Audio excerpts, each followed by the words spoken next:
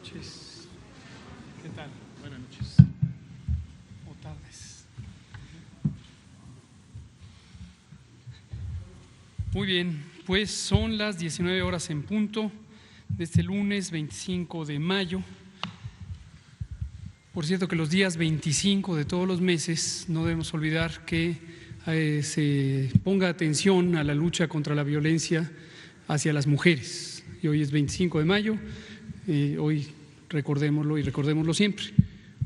Aprovecho para decir eso. Pero bueno, son las 19 horas del lunes 25 de mayo, estamos en el Palacio Nacional de México, en la Ciudad de México, y vamos a iniciar la conferencia de prensa diaria sobre la situación de la pandemia de COVID, enfermedad causada por el nuevo coronavirus SARS-CoV-2.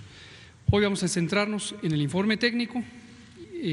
Yo voy a comentar una sola gráfica y después abrimos a preguntas y respuestas de lo que es relevante para esta semana. Le pido al doctor Alomía si es tan amable de presentar el informe. Con mucho gusto, señor secretario. Muy buenas noches también con todas y todos. Vamos a iniciar con nuestra conferencia vespertina número 87, que a la vez se realiza en el día 64 de la Jornada Nacional de Sana Distancia. Pasemos, por favor, a la primera diapositiva con la actualización del panorama internacional. Nuevamente vuelve a disminuir un punto porcentual la pandemia activa, está en 25, 24, prácticamente se ha estado moviendo en ese porcentaje o se ha mantenido estable en ese porcentaje en los últimos días.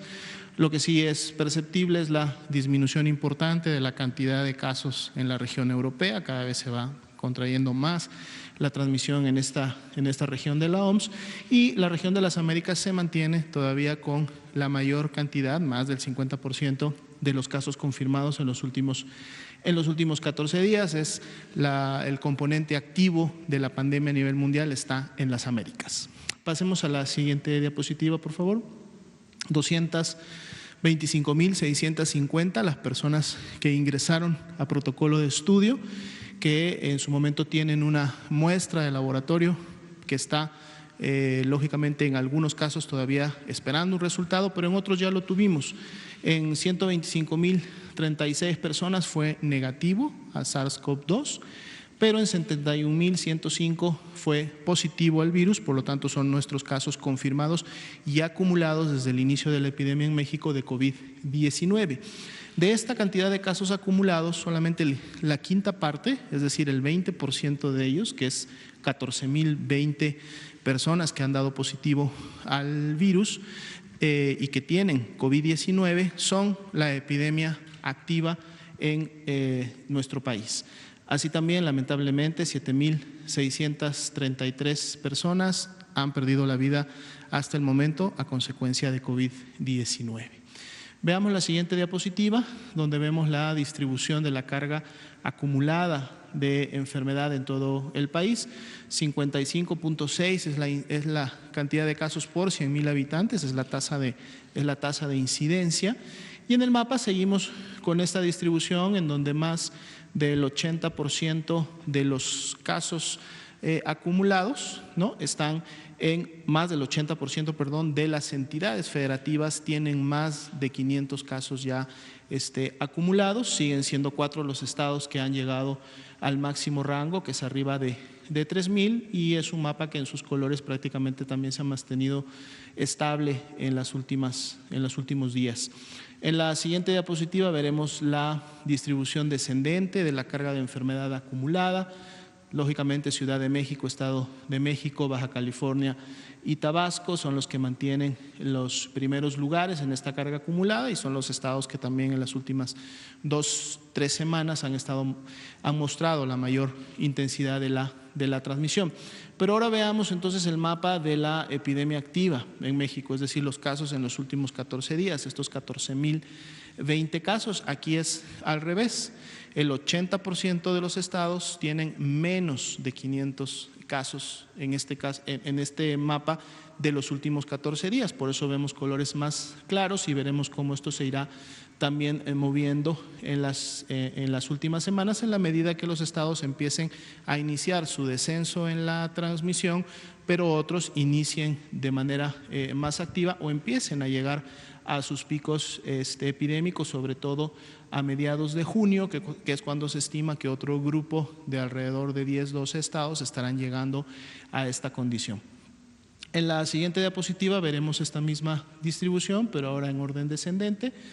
Ciudad de México, Estado de México son definitivamente los que siguen concentrando la mayor actividad en los últimos 14 días en relación a casos confirmados. En la siguiente diapositiva vemos ahora sí la tasa de incidencia acumulada, 10.9 es la nacional para la epidemia activa y la distribución la podemos ver también en esta escala de colores, en donde el rango máximo es 20 o más por 100,000 habitantes y vemos cómo son precisamente estados que ya están dejando los colores más oscuros que antes los tenían, como por ejemplo el caso de Quintana Roo, y son otros los que empiezan a tomar esta tonalidad más oscura porque están en este momento caminando hacia su pico epidémico. Si vemos en la siguiente diapositiva podemos identificar estos estados, precisamente Ciudad de México, Tabasco, Sinaloa, Yucatán, como los estados que tienen en estos momentos la mayor tasa de incidencia acumulada, lo cual representa en base a el rango donde están estos casos, que es del 15 al 25 de mayo, la epidemia más activa y por lo tanto los estados que están teniendo la mayor actividad. Si vemos la siguiente diapositiva, es la diapositiva donde se distribuyen por fecha de defunción las mismas que han ocurrido. Vemos también en el color naranja claro distribuidas estas 641 defunciones que tienen una muestra de laboratorio que aún está pendiente conocer el resultado. Normalmente siempre las vemos ubicadas en las últimas fechas, dado que es ahí donde estamos esperando una confirmación. Si vemos la siguiente diapositiva, vemos la distribución ahora por entidad federativa. Esto igualmente es la carga de defunciones acumulada, es decir, desde que iniciaron este tipo de complicaciones y fallecimientos, son las 7,633, como se han estado acumulando en el tiempo en cada entidad federativa en donde ocurrió la defunción. Y podemos ver en el color naranja la expectativa posible, esto también se va actualizando todos los días, de la cantidad de funciones que todavía podría incrementarse y en qué estado lógicamente puede incrementarse más que en otros. La siguiente diapositiva es la curva epidémica. Claramente la tendencia continúa ascendente. Vemos también la cantidad de casos que se van confirmando en el día a día en relación a las barras de color naranja claro, que son las que todavía están como sospechosas y que además se acumulan también por fecha de inicio de síntomas en los últimos días. En la siguiente diapositiva veremos la carga acumulada, los 71,105 casos. En las últimas 24 horas el incremento fue del 3.6%, lo que representan 2,485 casos. Y si vemos en las barras de color naranja en la parte inferior, pues vemos algo que ya hemos estado notando prácticamente en todos los lunes que siguen lógicamente de un fin de semana, en donde vemos cómo sábados, domingos o la actividad del fin de semana hace que esta carga disminuya. Ya para el martes y miércoles volvemos nuevamente a ver cuáles son las tendencias reales que están ocurriendo en relación a la confirmación de los casos. Veamos ahora la parte de la disponibilidad y ocupación hospitalaria, que también se actualizan todos los días. 93% fue la proporción de hospitales que notificaron en el corte del día de ayer, de este grupo de 756 que tienen la posibilidad de realizar una notificación. Nos dicen que 39% de las camas IRA general están ocupadas. Eso fue un incremento de un 1% en relación a lo que veíamos el día de ayer, y digamos que ese 37-39% es el que se ha mantenido prácticamente durante la última semana, es decir, el balance entre pacientes que egresan y el balance entre las camas que se pueden reconvertir y por lo tanto dar mayor capacidad para seguir recibiendo pacientes, pues ha mantenido un balance que ha permitido que esta proporción se mantenga estable, a pesar de que vemos que los casos continúan en su momento incrementándose. Si pasamos a la siguiente diapositiva, veremos si por entidad federativa, cómo hay entidades que sí tienen mayor proporción de ocupación: Guerrero, Ciudad de México, Estado de México, Baja California, Hidalgo, Veracruz, Puebla, Sinaloa y Tabasco son las que tienen 40% o más de ocupación, cuando también vemos que hay otros estados que todavía tienen muy poca ocupación, lo que quiere decir que todavía no hay tanta actividad de transmisión que genere casos graves en estos estados. Si vemos la siguiente diapositiva, vamos a ver específicamente la disponibilidad de camas con ventilador, que son las que se utilizan para los pacientes más críticos. Y aquí vemos Ciudad de México, Baja California, México y Guerrero, Chiapas, Veracruz y Sinaloa, 40 o más por ciento, digamos que son los que tienen esta ocupación. Sin embargo, en todos ellos también se mantiene una estabilidad en la disponibilidad de este tipo de camas, es decir, si bien es cierto son las que tienen las mayores proporciones de ocupación, también tienen todavía una buena cantidad de camas disponibles, y esto también se va incrementando, disminuyendo en función de cómo estén funcionando los egresos y la parte de la reconversión.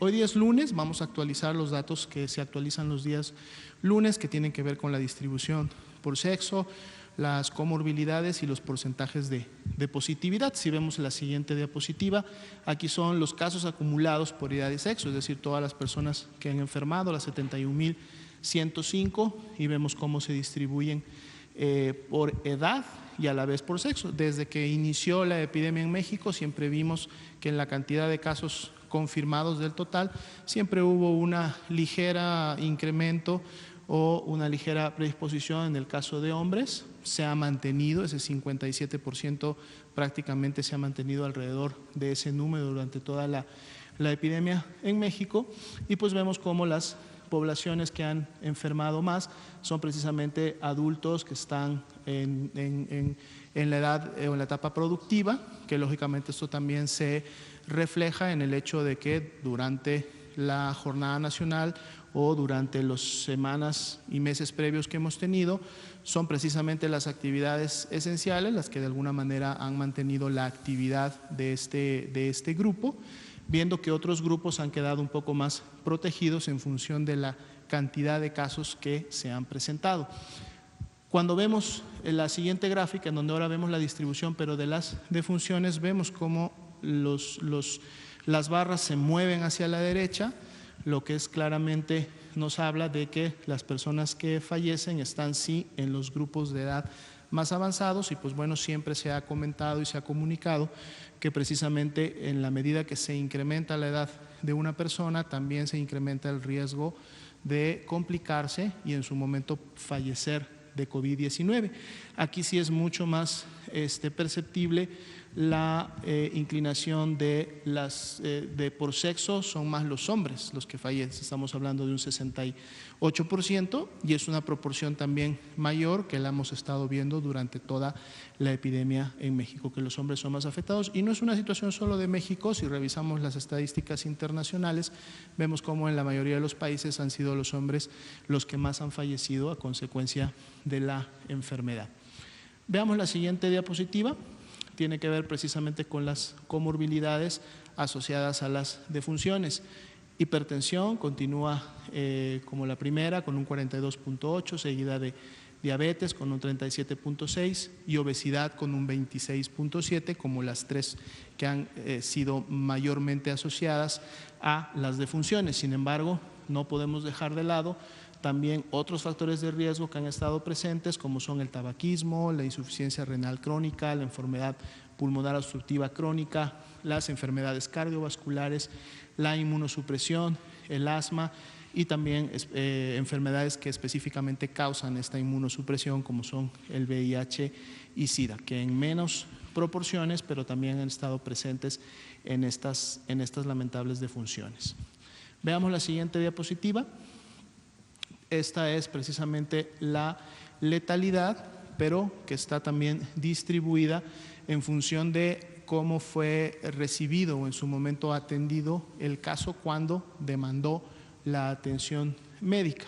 Y vemos cómo también, dependiendo de la gravedad de la persona, se incrementa la letalidad.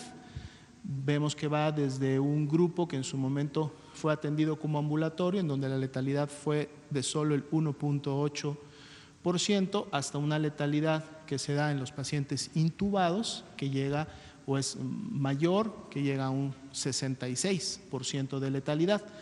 La promedio, 10.7, en función precisamente del último corte.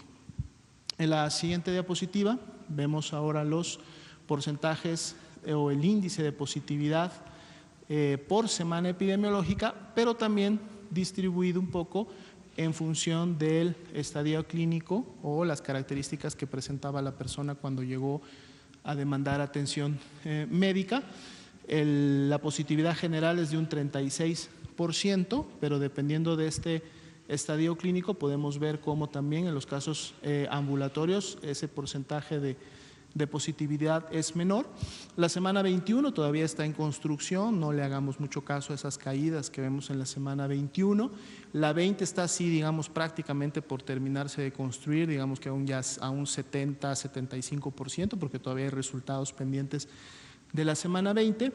Entonces, si nos fijamos realmente en la semana 19, que digamos sería la semana mayormente construida, vemos cómo en función todavía del grado de gravedad de la persona que acude a demandar atención, se va incrementando también el porcentaje de positividad. Y eso también en su momento lógicamente puede responder al enfoque de la vigilancia y al muestreo que en su momento se lleva a cabo precisamente en estas personas, pero también al hecho de que una persona que expresa una enfermedad grave es precisamente porque el sistema inmunológico no ha podido controlar la replicación del virus, no ha podido controlar la virulencia, la patogenicidad del virus, y por lo tanto el virus se mantiene activo y colonizando las vías respiratorias. Entonces eso permite que al tomar una muestra se pueda con mayor, digamos, facilidad por la condición poder encontrar la presencia del virus y obtener más positivos. No así con las personas que expresan síntomas leves, ¿no?,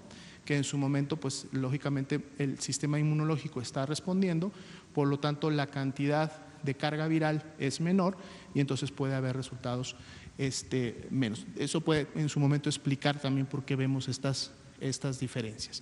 Y me parece que esa sería la actualización de lo que tenemos el día de hoy. Gracias.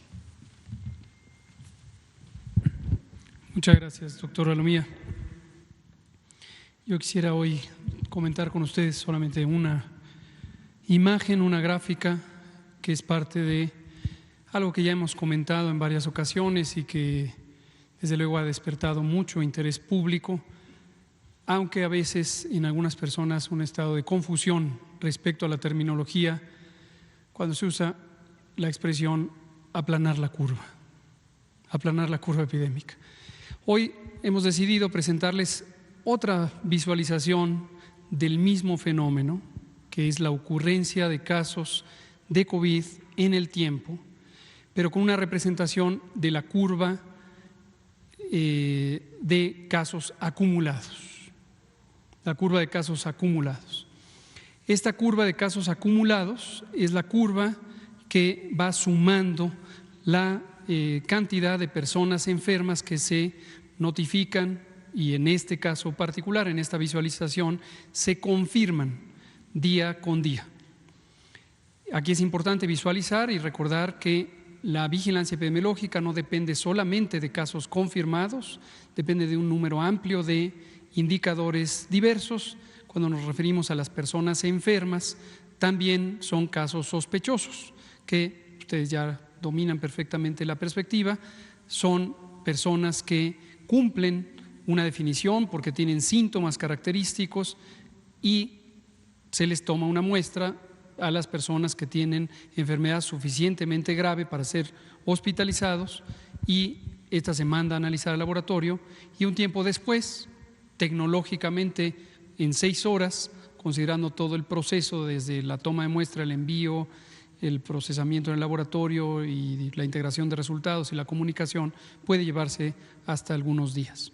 Bueno, ese es el contexto. En esta imagen que ven ustedes, que ahorita comentaré, se muestran los casos acumulados. Y estos casos acumulados siempre aumentan, nunca disminuyen, hasta que llegan a un punto en donde ya no aumentan y lo único que puede pasar es que se conviertan en una recta plana, en una línea plana, porque pasa el tiempo, pasa el tiempo, pasa el tiempo y ya no aparecen casos. Eso ocurrirá cuando estemos en el final de la curva de casos nuevos, la famosa curva que parece una montaña. Cuando sube uno es el periodo de máxima transmisión y luego empieza uno a bajar, y aunque disminuye el número de casos nuevos, como la suma de casos ya no tiene reversa, pero tampoco se siguen agregando casos, entonces se vuelve plana esa línea. Si me pasan varias, ahorita les digo cuáles, solo para que vean ustedes a cuál hace referencia, y regresamos ahorita a esta. Vámonos para atrás, si es tan amable, para atrás, aquí, la siguiente, aquí, y es esta curva. Esta curva con la que ustedes están muy familiarizadas y familiarizados, la presentamos todas las noches, y es la suma de casos confirmados que tenemos desde el 28 de febrero, cuando tuvimos el primer caso confirmado registrado. Entonces, tengan en mente, esta curva nunca va a disminuir, esta curva solamente suma los casos que ya se han presentado y, como hemos dicho también cada día, la epidemia activa son los últimos 14 días, más o menos por aquí, 14 días. Esto es lo que está activo, esto es lo que ya pasó, y son personas que o bien muy lamentablemente perdieron la vida o bien se recuperaron y están ya integradas a su vida normal. Entonces, es esta curva. La siguiente, ahora sí vámonos a la que estamos comentando. Aquí. Lo que se muestra aquí es el resultado de las proyecciones o predicciones matemáticas que hizo el grupo científico, uno de los grupos científicos que es con el que hemos venido trabajando principalmente, del Centro de Investigación en Matemáticas, un centro público de investigación, CONACYT, y del Instituto de Matemáticas de la Universidad Nacional Autónoma de México, y que es uno de varios grupos académicos con los que hemos estado trabajando, a quienes siempre les agradeceremos su muy generosa y desde luego destacada ayuda, y por supuesto al Consejo Nacional de Ciencia y Tecnología y a su directora, la doctora María Elena Álvarez Builla, quien ha coordinado todo este esfuerzo. En una curva epidémica de casos nuevos, ya están ustedes familiarizadas, pero también en una de casos acumulados, los ejes de la gráfica son los mismos. Es el tiempo, en este caso representado por días transcurridos desde una fecha referencial, concretamente es 27 de febrero, cuando se registró el primer caso, que se confirmó en la madrugada del día 28, y el número de casos que se van registrando a lo largo de ese tiempo. 5,000, 10,000, 15,000, los que pudieran registrarse a lo largo del tiempo. Esta línea roja representa lo que hubiera ocurrido si no se hubieran hecho las intervenciones de la Jornada Nacional de Sana Distancia. ¿De dónde vino esta predicción?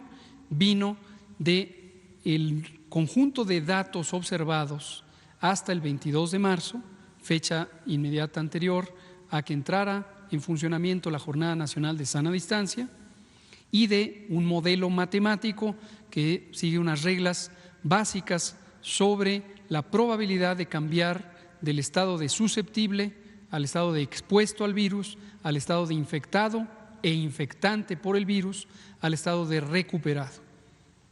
Ese es un modelo matemático muy clásico en epidemiología matemática, se le llama el modelo SEIR.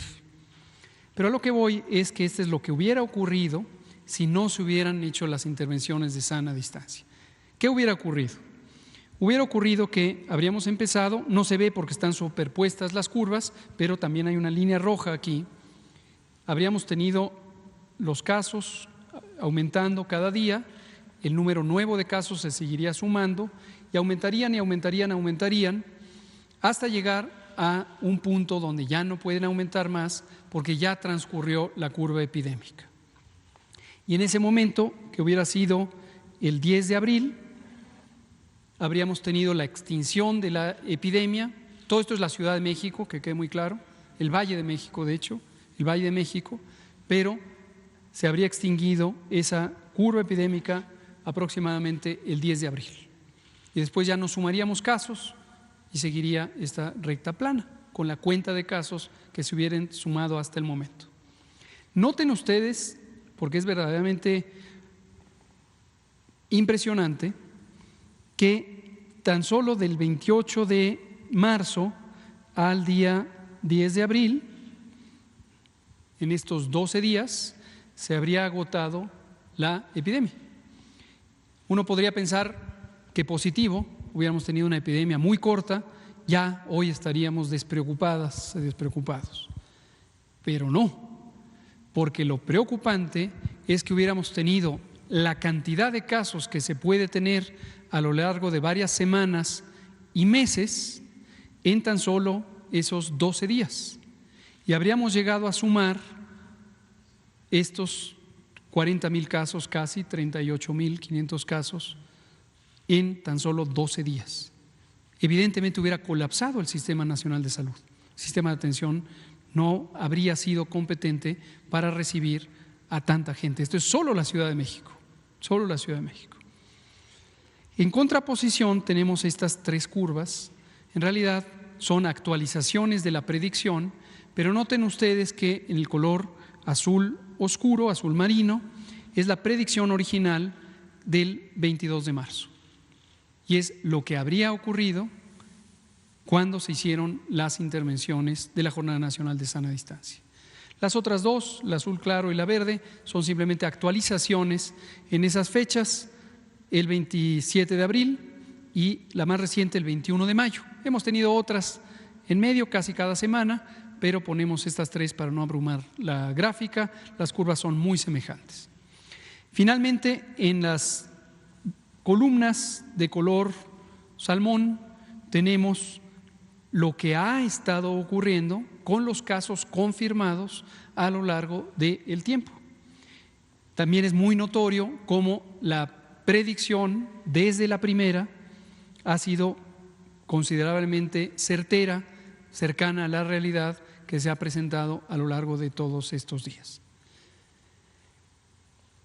Hemos tenido 21,800 casos observados. Noten que está trunco el 13 de mayo, Ojo, esto es hasta el 13 de mayo en el Valle de México, hasta el 13 de mayo en el Valle de México. Está con 21,800 casos y se estima que habríamos tenido para esa fecha 38,773 casos. La predicción había considerado 23,380, en realidad tuvimos 21,800. Finalmente, ¿qué va a pasar? Y esto es lo que a algunas personas les ha causado la confusión, que dicen, ¿dónde está lo aplanado si esta curva sigue subiendo? Esta curva siempre va a subir hasta que llegue a un punto de inflexión como este y ya no siga subiendo. A eso no se le llama aplanar la curva, se llama doblar la curva, cambiar la dirección, la tendencia de cambio de la curva. ¿Cuándo va a ocurrir eso? Cuando ya tengamos el descenso final, que todavía falta un poquito menos de la mitad de esta curva epidémica, y ocurrirá más adelante. ¿Cuándo? En las fechas que hemos señalado en la otra curva. ¿Podría ocurrir que al final del día tengamos la misma cantidad acumulada de casos? Sí, claro que podría ocurrir. Entonces tampoco hay que tener la expectativa de que se reduce necesariamente el número absoluto de casos. En general se reduce, pero el objetivo fundamental es que los casos, los contagios que pueden ocurrir no ocurran en un tiempo muy breve que sature y colapse el Sistema Nacional de Salud y que por lo tanto se pueda atender a las personas y no de privarles de esa atención. Entonces quería compartir con ustedes, es otra perspectiva visual de cómo se cambió o aplanó la curva epidémica.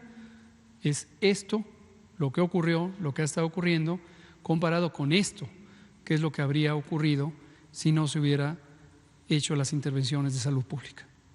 Vamos a abrir para preguntas y comentarios. Vamos a empezar con usted, Bianca, usted, Liz, y ahí nos vamos. Muchas gracias, Sibat. Gracias, doctor Saturnino Reyes de Diario Locutor. Tengo 3 preguntas muy directas, muy concretas. La primera es, ¿qué va a celebrar México el día sábado?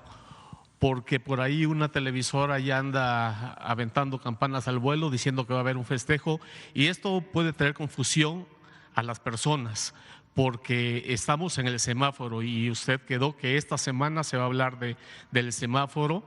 Entonces sí me gustaría primero que me respondiera eso, ¿qué se va a celebrar? Número 2, ¿qué hacer para que la ciudadanía siga confiando en las instituciones de salud?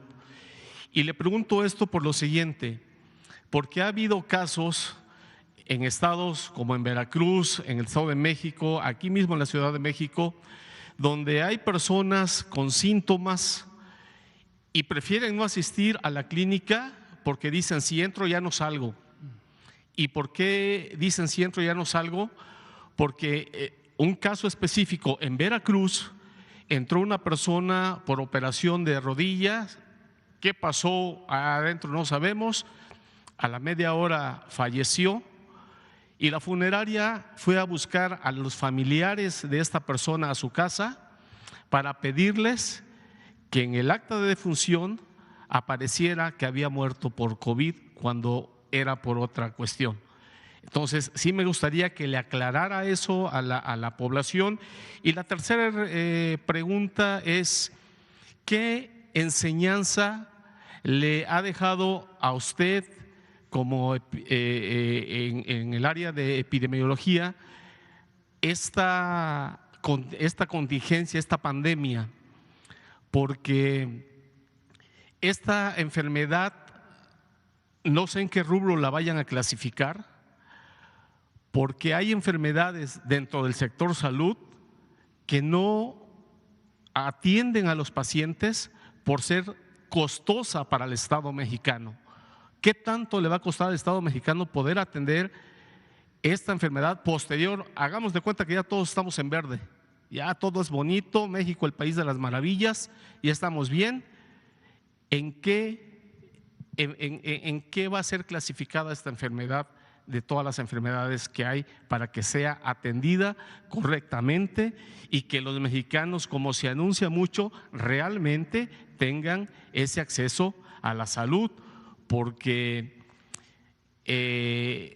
hay un sector de la población que no está inscrito en el IMSS ni en salud, está en el INSABI a lo mejor, y dependiendo del tipo de enfermedad que tenga es la atención que tiene, y si no, tiene que pagar por algo. Por favor, doctor, muchísimas gracias. Con mucho gusto. Gracias, Saturnino. Comprendo sus preguntas y también las aprecio, que nos permite recordarle varias cosas a la población.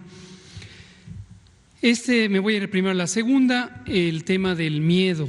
El miedo ha hecho seguramente en más de un caso, aunque desde luego esto lo conocemos más por experiencias anecdóticas, específicamente casos que se conocen de manera cercana, como el que usted relata de Veracruz, pero indudablemente puede ocurrir en otras partes del país, en donde las personas que tienen síntomas de COVID, recordando que los síntomas de COVID empiezan por fiebre, tos, dolor de garganta, puede agregarse dolor de cabeza, dolor muscular, fatiga, enrojecimiento de los ojos, escurrimiento nasal, en raras ocasiones diarrea, y puede haber otros accesorios como pérdida del olfato, pérdida del gusto. Pero, como hemos dicho, y le agradezco nuevamente porque nos da pie a recordarlo, esta es una enfermedad que puede cambiar rápidamente de ser una enfermedad leve a una enfermedad extraordinariamente grave, letal incluso, mortal, puede causar la muerte, COVID. ¿En quién es más probable que ocurra esto? En personas mayores de 60 años, personas que tienen enfermedades crónicas independientemente de la edad que tengan. Y las enfermedades, las acaba de presentar el doctor Alomía nuevamente, son hipertensión, es decir, la presión arterial alta, diabetes, obesidad y sobrepeso, pero particularmente obesidad, tabaquismo, que en sí mismo es una enfermedad, además de ser causa de innumerables males. Cualquier consumo de productos del tabaco puede causar daños a la salud, y esto se conoce ampliamente desde hace muchísimo tiempo. Inmunosupresión por cualquier causa, es decir, el sistema de defensas del cuerpo, el sistema inmune está deprimido, está abatido, cáncer, tratamientos contra el cáncer, infección crónica por innumerables agentes, pero en particular vivir con VIH o presentar SIDA, etcétera. Entonces, en particular en estas personas puede empezar como una enfermedad muy leve, que se considere innecesario acudir a una atención médica y que literalmente en pocas horas empiece a evolucionar a una enfermedad que causa dificultad para respirar, insuficiencia de la función de los pulmones y puede llegar a ser muy complicado.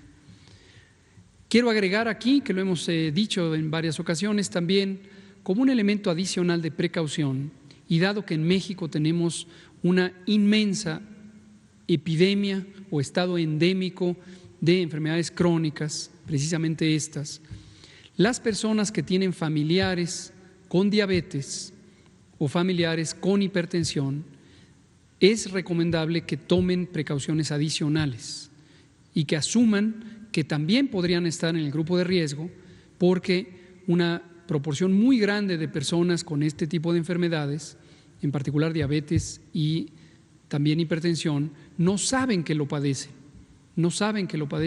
hasta el momento en que, en el caso de esta epidemia, el propio COVID revela que tenían esas enfermedades. Entonces, como una medida adicional de precaución, quien tenga familiares con diabetes o con hipertensión, familiares directos, familiares consanguíneos, puede ser que se complique. Regresando al tema del miedo. El miedo es una reacción esperable, natural de los seres humanos y también de muchas otras especies, y es una reacción primariamente de defensa. No podemos programar el miedo, que exista o que no exista, pero sí por algunos elementos de información, de reconocimiento de la realidad, de lograr expresar el sentimiento de miedo y que éste sea recibido con una actitud positiva por quienes nos rodean. El miedo se puede orientar y se puede canalizar y se puede atenuar y se puede convertir en una útil señal de alerta que nos proteja. Entonces yo lo que recomiendo ampliamente es a las distintas familias o incluso amigos y amigas de alguien que presentara los síntomas de COVID, ayudarle a vencer ese miedo. Y parte de los elementos de información que pueden ayudar a orientar positivamente el miedo como una reacción de protección es tener claro que la enfermedad no se vuelve más grave al momento de llegar al hospital. Más bien, quien ha dejado pasar mucho tiempo, cuando se está presentando los signos y síntomas de complicaciones, que en particular son dificultad para respirar, fatiga fácil, palidez, palpitaciones, sensación de que se respira más rápido con esfuerzos mínimos. Esto quiere decir que se ha dejado pasar mucho tiempo y la persona, al llegar al hospital, podría estar en un estado tan avanzado de la complicación de COVID o de la forma grave de COVID que lamentablemente ya no sea recuperable. Pero no es que el hospital le cause daño, no es que la atención médica o la valoración le causen daño, es que la enfermedad ha pasado demasiado tiempo. Y este fenómeno, con esto concluyo, no es exclusivo de COVID ni es nuevo para COVID.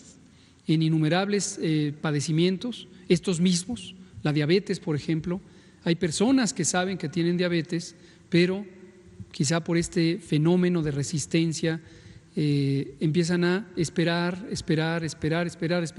hasta que un día hay un daño muy avanzado, muy manifiesto, con pérdida de la visión, con insuficiencia renal, con una lesión en los pies que indica que la circulación de los pies está perdida o está afectada muy gravemente, ¿no? Entonces, esa es mi recomendación. En resumen, COVID nos puede tomar por sorpresa, COVID puede afectar a cualquier persona, COVID en una persona que tiene enfermedades crónicas, diabetes, hipertensión, obesidad, tabaquismo, puede complicarse con mayor probabilidad. Quien tenga estas condiciones o tenga un familiar consanguíneo con diabetes e hipertensión, no se espere que vaya a atención médica.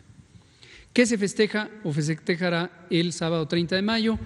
Desde mi punto de vista, nada en particular. Lo que tendremos que hacer el 30 de mayo es tener conciencia que con respecto a COVID seguimos con una epidemia activa y que ha concluido el periodo de sana distancia a nivel nacional, pero que en todas aquellas entidades federativas, estados donde usted vive, puede ser que el semáforo esté en rojo o esté en anaranjado o esté en amarillo, y eso quiere decir que habrá restricciones.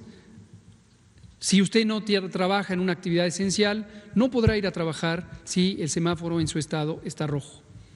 Si usted vive en una entidad donde el semáforo está en naranja, usted no podrá retornar al espacio público para actividades recreativas, ni en espacios abiertos ni en espacios cerrados. Entonces, no hay nada que festejar, lo que hay que simplemente estar conscientes que hemos logrado un avance importante en el curso de esta enfermedad, que hemos logrado reducir 75% la intensidad de los contagios, pero que todavía nos falta mucho y que el éxito depende de todas y todos en la sociedad, ¿no? Y tenía una tercera.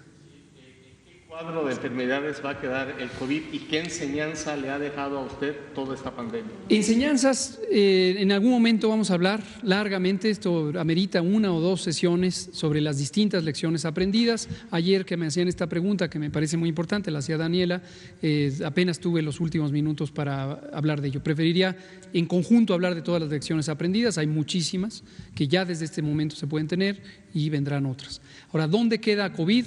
COVID queda como una de cientos de infecciones respiratorias agudas causantes de enfermedad leve en la mayoría de los casos, de enfermedad grave en una proporción que para COVID se ha estimado a nivel mundial de 20% para personas con suficiente gravedad para ser hospitalizadas, 5% para requerir terapias intensivas.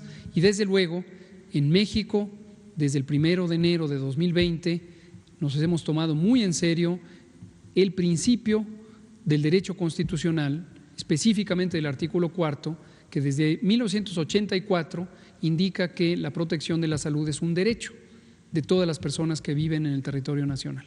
Y el proceso de transformación del Sistema Nacional de Salud sigue en marcha, ahorita está temporalmente reorientado hacia COVID y lo retomaremos una vez que empiece a disminuir la epidemia. Gracias. Bianca Aguirre. Gracias, qué amable. Gracias. Buenas noches. Para empezar, pues felicitarlo acerca de esta invitación que le hace la Organización Mundial de la Salud a unirse al grupo de expertos. Y bueno, después de esto, por favor, preguntarle sobre esta declaración que dio sobre el uso del cubrebocas, ya que dijo que será una medida auxiliar de higiene, obviamente en el tránsito hacia la nueva normalidad. Y también, por favor, pues comentarle que hoy seguramente se enteró que el personal médico del Instituto Nacional de Enfermedades Respiratorias se manifestaron allá afuera del INER, en la zona sur de la ciudad. Ellos dicen que les están pidiendo que los cubrebocas N95 los reutilicen.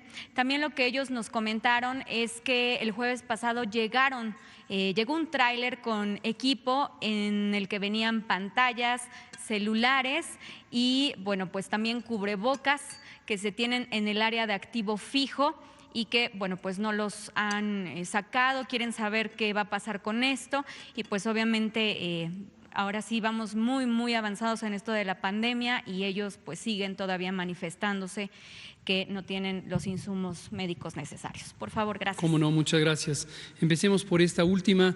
Efectivamente, hoy por la mañana un grupo de trabajadoras y trabajadores, entiendo que la mayoría o todas afiliados al Instituto Nacional de Enfermedades Respiratorias, expresó estas y otras inquietudes frente a las instalaciones de este instituto, lo cual, como siempre, nos parece loable que la gente se exprese y manifieste cualquier inquietud que tenga y que, bueno, que exista la libertad para que eso pueda ocurrir.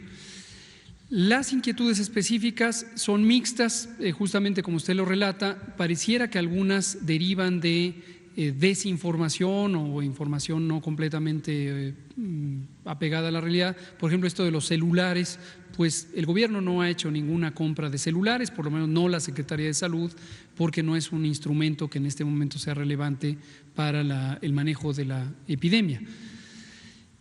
Otras cosas podría ser, habría que ver a qué se refieren. El titular de la Unidad de Administración y Finanzas de la Secretaría de Salud, con su equipo de trabajo, concurrieron a esta solicitud de escucha y a nombre de todas y todos los que trabajamos en la Secretaría, incluido nuestro secretario, el doctor Alcocer, tomaron nota, incorporaron las peticiones, hay un pliego petitorio y seguirán trabajando. Mañana tengo entendido que tienen una cita para seguir conversando. Entonces, ahí va, está en proceso. Otras cosas que pudieran ser también producto de una confusión es que se pretenda reciclar los cubrebocas N95. Sí existe en efecto una tecnología para reutilizarlos después de un proceso de esterilización y lavado. Esto existe en el mundo, pero hasta el momento hemos decidido no acudir a esa vía, dado que no tenemos ya problemas de abastecimiento, a pesar de que ha sido muy difícil conseguirlos. Entonces, ahí va. Sobre el uso de cubrebocas. Hoy efectivamente participé en una de las múltiples reuniones de trabajo relacionadas con el manejo de la epidemia de COVID, en este caso en la sala del Consejo Técnico del Instituto Mexicano del Seguro Social, donde seguimos afinando detalles de la implantación del lineamiento de seguridad sanitaria en el trabajo. Y decidí hoy usar el cubrebocas que me ofrecieron en la puerta de este recinto, por varias razones que ahora comento. Y por cierto que esto pareciera que a algunas personas les ha causado también mucho nerviosismo, parecen ser las mismas personas a quienes el tema del aplanamiento de la curva les ha causado inquietud, algunas también el tema de la invitación de OMS, por alguna razón hay personas que, bueno, tienen inquietudes, mis respetos también a estas personas. Entonces, el tema del cubrebocas en algún momento se interpretó como que yo era el enemigo del cubrebocas o estaba yo indicando que estaba prohibido usar el cubrebocas. Creo que ha sido claro que no es el caso. Tampoco es que exista una disposición general en contra del cubrebocas. El cubrebocas, que es un objeto, un artefacto plano, generalmente de material textil, es decir, de tela, con distintas características de porosidad y por lo tanto capacidad de filtrado, se usa primariamente en los equipos quirúrgicos para proteger a la otra persona, generalmente la persona a la que se le está practicando una intervención quirúrgica, de que las secreciones respiratorias del personal de salud se proyecten en el espacio que debe estar estéril o por lo menos sin esas secreciones respiratorias. Entonces, sí está claro a lo largo de muchos años que el cubrebocas es un buen instrumento para retener una cantidad importante de partículas líquidas que provienen de la vía respiratoria de quien lo usa. Entonces, hasta ahí vamos bien, el cubrebocas puede retener. En ese sentido, llevado a COVID, como lo hemos dicho muchas veces, ayuda, es un elemento auxiliar si se lo pone la persona que tiene síntomas de COVID o tiene COVID demostrado por laboratorio, porque la persona que lo use con menor probabilidad va a propagar el virus a otras personas. No es el caso que el COVID sea detenido o retenido por quien utiliza la máscara, estando sano o sana. Es decir, el uso del cubrebocas no es un mecanismo efectivo para prevenir el contagio a quien lo usa. Y esto lo hemos explicado en innumerables ocasiones.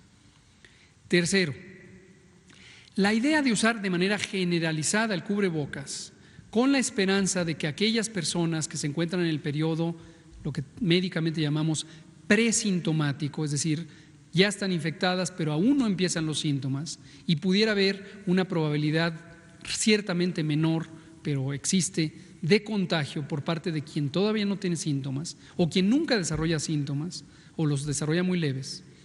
Entonces, en la esperanza de, a nivel general, a nivel masivo, disminuir esa probabilidad, en algunos lugares del mundo se recomendó el uso de cubrebocas. No existe evidencia científica hasta este momento, que es hoy 25 de mayo, de que este mecanismo pudiera ser útil en forma generalizada. ¿Por qué razón?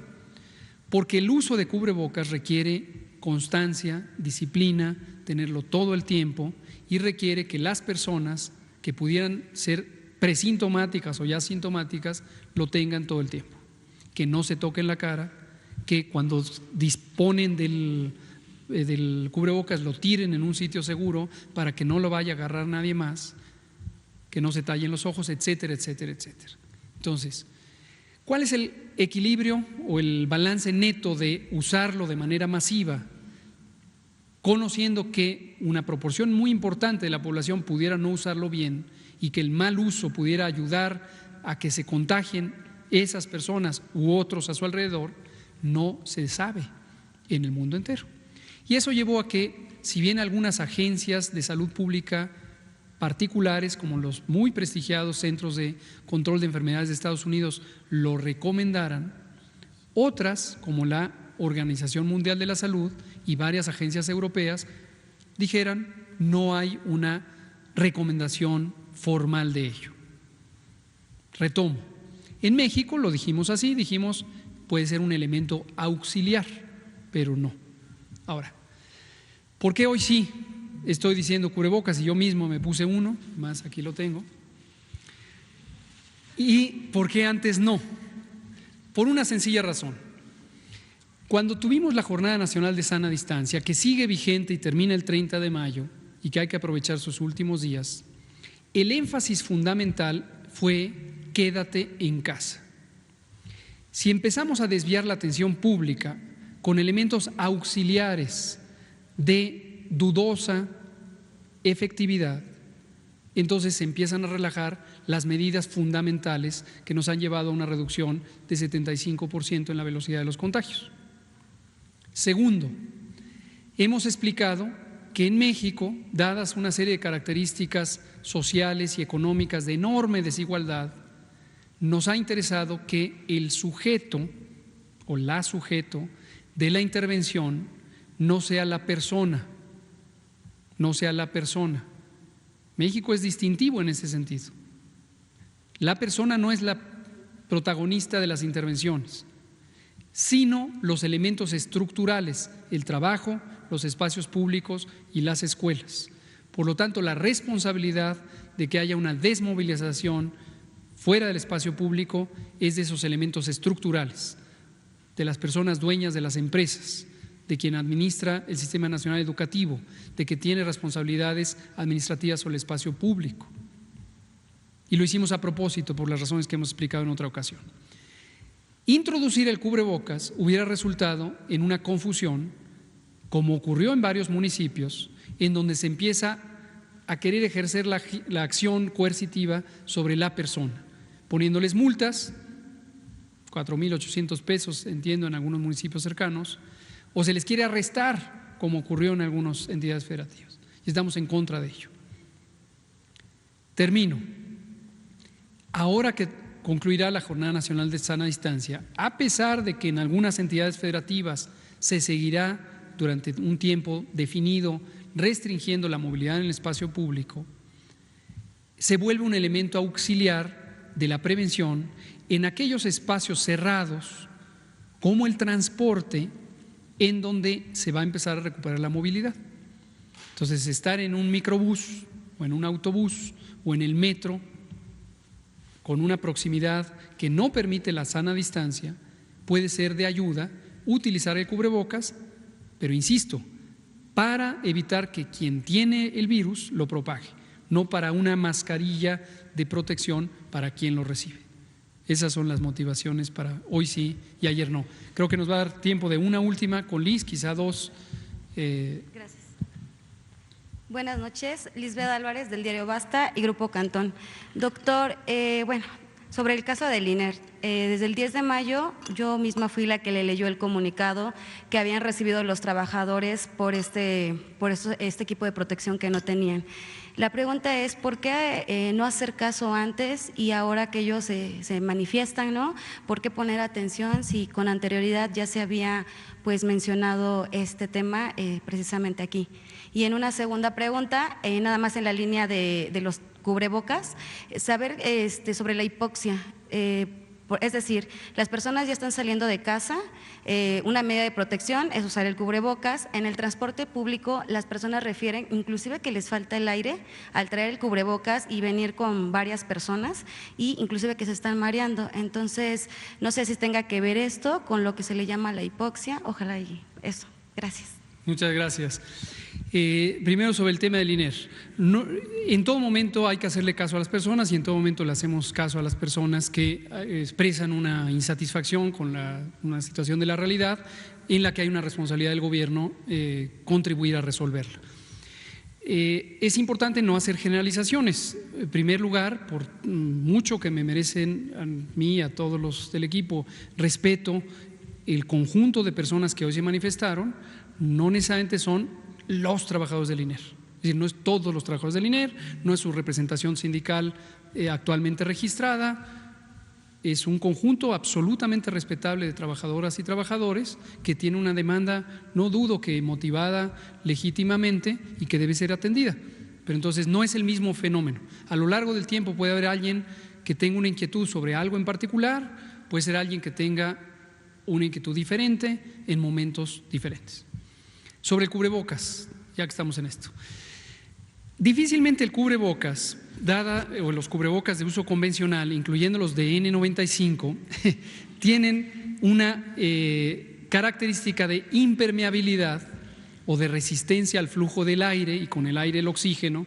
En el aire ambiente hay 21% de oxígeno, que impida la respiración, que impida realmente la respiración. Es decir, nadie ha muerto de asfixia por utilizar un cubrebocas.